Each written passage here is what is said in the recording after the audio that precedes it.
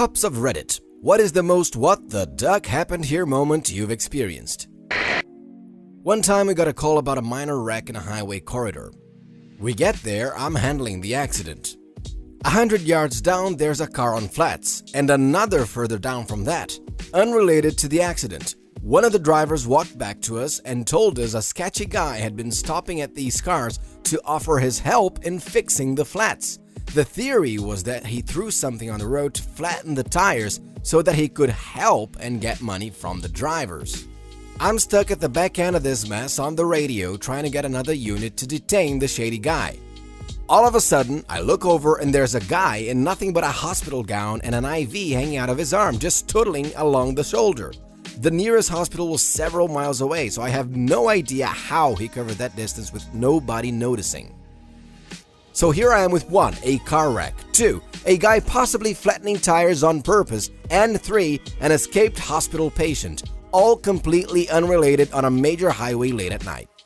What was the deal with the hospital patient? I found 3 kids one day running next to a busy highway. The oldest was 5. We finally got them identified and figured out they lived about a mile away. We got there. They were in the care of their adult 20-ish sister while their parents were on vacation for 2 weeks.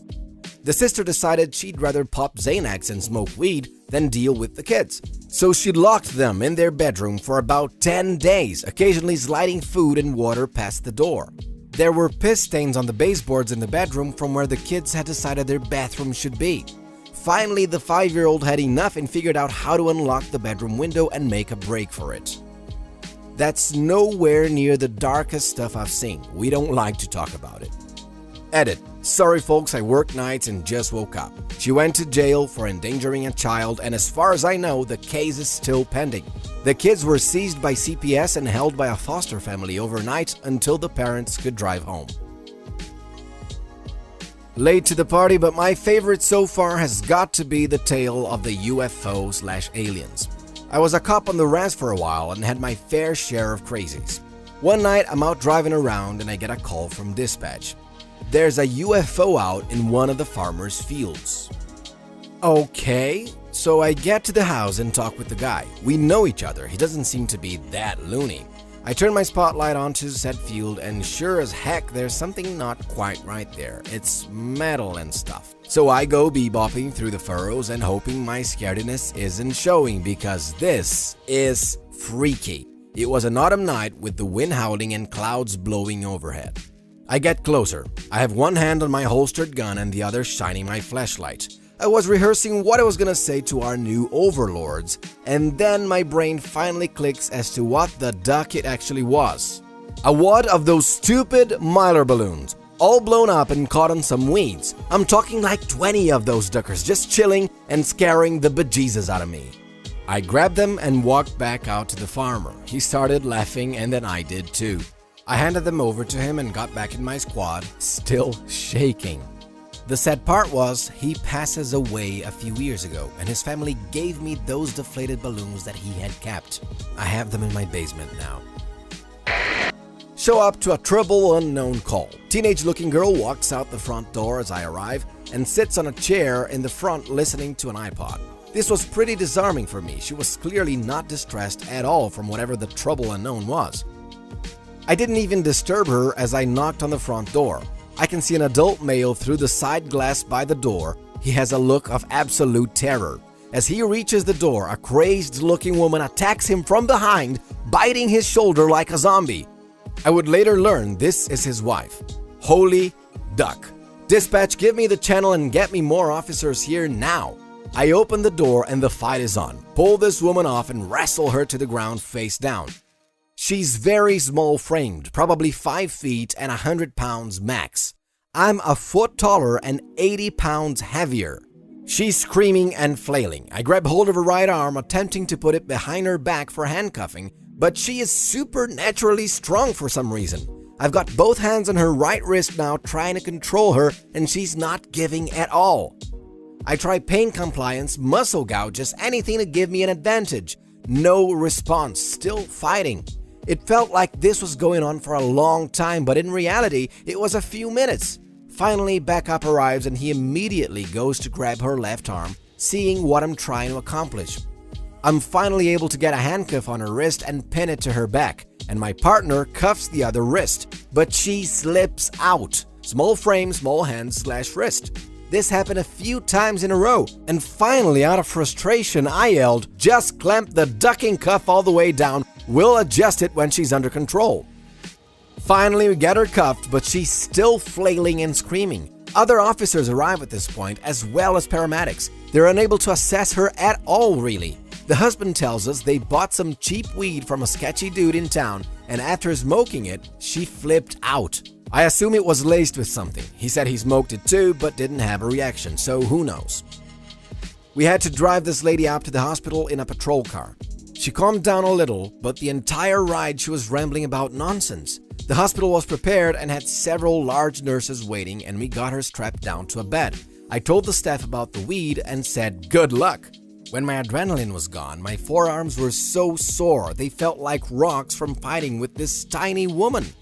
Moral of the story: don't smoke bad weed you bought from the town crackhead. I'm taking a slightly different approach in answering this question. A couple of months ago, I got a QA, questionable activity call. It's a catch-all for anything suspicious. The caller stated she believed someone had snuck into her backyard, climbed up onto her second-floor deck, and then left an imprint of their genital on her sliding door. I show up to the call about 5 minutes later, and she's mad at me because I didn't schedule an appointment to come over, and her kids saw me. She didn't want her kids to think that something bad had happened. After we get past her anger towards me for showing up, she shows me the glass sliding door in question. In all fairness to the caller, there was a sizable smudge and imprint on the glass. However, the imprint looked nothing like any penis I've ever seen. In fact, the imprint looked really similar to the dead bird laying on the deck next to the door. When I pointed out the dead bird and explained my belief that no penis had been placed on her door, the caller became incredibly irate and told me she moved to our city because it was supposed to be very safe. But now she was thinking of moving away because naked people throwing dead birds at her house was more than she could handle. Realizing I would not be able to rationalize with penis bird, I left and wrote my report. Some people don't deserve to call 911. This is my uncle's story. Not a cop, but the call was sent to the fire department instead due to the strangeness. The truck was sent on a call for an unknown disturbance, which basically means anything in the world. They get sent an address, and that's pretty much it. Truck drives down the street looking for this address, and they get to the end and all they can see is an abandoned lot with nothing but bushes.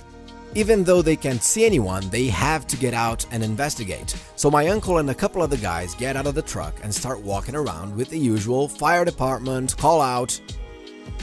They didn't hear anything for a while and were about to pack it in as another pointless prank call when my uncle walked past a bush and heard rustling. He looks over and sees a man standing kind of awkwardly behind a bush. "Hey, Mr. Fireman, did you call 911? Yes, sir." My uncle steps a bit closer and realizes how man is buck-ass naked and standing at a strange angle. He motions to another firefighter that he found the caller and goes behind the bush to begin assessing. He's a firefighter/paramedic. That's when he realizes that the man has what he refers to a ducking bunny tail on his butt. Of course, they try to get the man to explain why he had called in distress and what was going on. After a bit of avoidance, the man finally admits that he had taken a toilet brush cleaner and shoved the handle up his bum. Honestly, no idea how anyone would think this is a good idea generally. Being the enlightened individual that he is, he chose one with a hook on the end. To hang up in a bathroom? What my uncle and the other firefighters assumed was the hook had gotten stuck on something internally because they couldn't pull it out, and it caused the man significant discomfort when they tried. My uncle left the man with another firefighter getting his information and went back to the truck to call for an ambulance. Of course, at this point, he always mentions that he walked around the truck to see the rest of the company trying to silently die of laughter out of view of the bushes. When the ambulance arrives, my uncle meets them with a grin on his face and tells them to brace themselves before walking them over to the bushes. They assess the man and conclude that there is no way for them to remove the toilet brush in the field and that they have to admit him to the hospital for surgery. The only problem was that they couldn't figure out a way to get him into the gurney without causing him to move in a way that caused him more pain. They end up throwing a blanket over him and the firefighters help maneuver him in a sort of downward dog/mountain position with his bum in the air to keep the toilet brush at the right angle. At that point, my uncle decided that the fire department was done with the call and the paramedics could handle it from there and loaded up the company onto the truck. As they began to drive away, he says, they were loading this guy into the rig as we drove off, and the last thing I saw of him was that blanket falling off and that damn bunny tail of his sticking straight up in the air. My uncle did follow up on this call with a friend at the hospital. The brush was removed surgically due to the hook getting stuck on something internally and causing the man to have some serious health complications. He has way more stories due to being a working firefighter since he was 18 in Southern California, 62 today.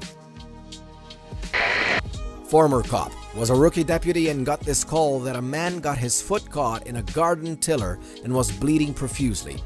It was a 20-minute drive running code, so I had time to plan out my actions. I figured the ambulance would be about 10 minutes behind me, so I was gonna tourniquet above the knee and I assumed he'd be unconscious and or needing CPR.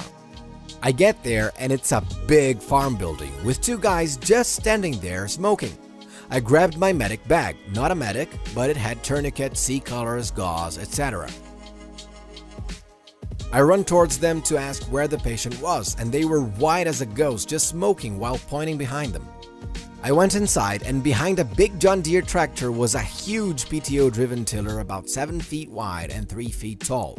There was my victim, with his back against the tractor tire, his left leg was sucked in the tiller and wrapped twice around it, with the sole of the shoe next to his face and toe pointing towards the left. His femur shot out underneath the tiller and was beautifully white with no blood. He looked up at me and said, "Can you help me?" Now keep in mind, I'm 21. Thought this was a garden tiller and assumed I'd be able to do something, but I was completely out of my element. 2 ambulances, the rural fire department extrication team, a welding company to cut the machine apart on scene, a helicopter, and a surgeon that came to amputate on scene. Later, he was free. I want to pass out just from hearing this story. Can't imagine how it must have been like to be there. A friend of mine is a cop in the UK and his story is more WTF as he saw it unfold, but missed how it all started. It was his first week on patrol and he was assigned to an experienced partner. They respond to a burglary in progress and are told that a nearby dog unit was on the scene already. When they arrive at the property, they hear a commotion outside that's clearly between an officer and a suspect, and they open the garden gate to assist the dog unit. What they then witness is a suspect face down on the grass, an officer stamping on the suspect's back whilst holding his arm up near her hip and shouting, "Stop resisting!" and the police dog absolutely going to town on this guy's buttocks with his teeth. The suspect is unsurprisingly struggling and resisting and then ends up kicking the dog. The dog then latches onto the guy's leg, starts ferociously tugging, pulls it off, and then runs towards the new cops on the scene with it. It turns out that was a false leg, which no one except the suspect knew at the time. And my buddy the cop said he just froze whilst trying to figure out how the hell he calls this in, and whether or not he should retrieve the man's leg from the police dog. That's at the same time a terrifying and a funny story. I bet the dog was real proud of himself. Not me, but my dad. When he was on the road years back, he got a call from a man saying he was locked in someone's closet. So he goes to the location of the call, which was a project housing unit, and knocks on the door. A man answered exclaiming, "I caught one! I caught one!" My dad has absolutely no idea what this dude means until he opens up the closet and sees a dwarf tied up in the closet. Apparently the dwarf was going door to door for some organization, and when the psycho dude opened his door, he thought he found a leprechaun and proceeded to catch it and throw it in his closet for safekeeping. I have no words. Let's just say I've lost hope for humanity. Subscribe for more r/askReddit content.